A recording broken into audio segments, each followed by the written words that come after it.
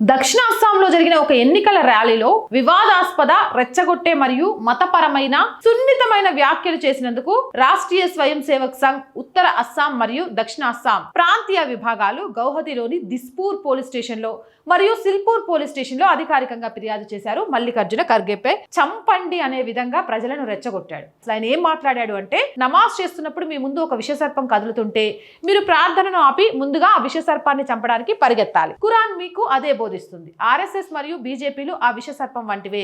నేను మీకు చెప్తున్నా, ఒకవేళ మీరు ఆర్ఎస్ఎస్ బీజేపీ వంటి విషసర్పాన్ని అంతమొందించకపోతే మీరు మనుగడ సాగించలేకపోవచ్చు అంటూ చెప్పాడు. ఎన్నికల ప్రచారంలో మతపరమైన మనోభావాలను ప్రేరేపిస్తూ ఆర్ఎస్ఎస్ బీజేపీ కార్యకర్తలు మద్దతుదారులపై హింసను, శత్రుత్వాన్ని, భయానక వాతావరణాన్ని సృష్టించే అవకాశం ఉందని ఆర్ఎస్ఎస్ తీవ్ర ఆందోళన వ్యక్తం చేసింది. ఈ వ్యాఖ్యలు హిందూ ముస్లిం వర్గాల మధ్య మతపరమైన విభజనను సృష్టించే ప్రయత్నమని, దీనివల్ల అస్సాంలో శాంతి భద్రతలకు విఘాతం కలిగే అవకాశం ఉందని, ఎన్నికల వాతావరణం దెబ్బతినే పరిస్థితి ఉందని ఎఫ్ఐఆర్లో చాలా క్లియర్గా పేర్కొన్నారు.